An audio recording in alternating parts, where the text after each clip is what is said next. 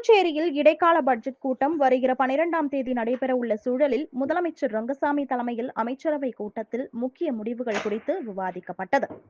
மத்திய அரசின் பட்ஜெட்டில் புதுச்சேரிக்கு மத்திய அரசின் நிதி உதவியாக 3517.88 கோடி ஒதுக்கீடு செய்யப்பட்டுள்ளது. இதனைத் தொடர்ந்து மத்திய அரசின் நிதி மாநில வருவாயை வைத்து 5 மாத செலவினங்களுக்கு முன் அனுமதி பெறுவதற்கான இடைக்கால பட்ஜெட் கூட்டம் வருகிற 12ஆம் தேதி கூடுகிறது. இதனையொட்டி முதலமைச்சர் ரங்கசாமி தலைமையில் அமைச்சரவை கூட்டம் சட்டசபை கேபினெட் அறையில் நடைபெற்றது.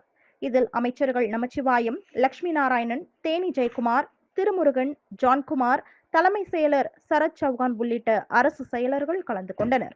மேலும் இந்த கூட்டத்தில் இடைக்கால பட்ஜெட்டில் அறிவிக்க வேண்டிய புதிய திட்டங்கள், அரசு ஊழியர்களின் கோரிக்கைகள், ஏற்கனவே அறிவிக்கப்பட்டு நிறைவேற்றப்படாமல் உள்ள திட்டங்கள் குறித்தும் விவாதிக்கப்பட்டது. மேலும் மாநில அரசின் வருவாய், மத்திய அரசின் நிதி ஒருங்கிணைத்து எவ்வளவு தொகைக்கு பட்ஜெட் இறுதி செய்வது என்பது தொடர்பாகவும் ஆலோசனை நடத்தப்பட்டது.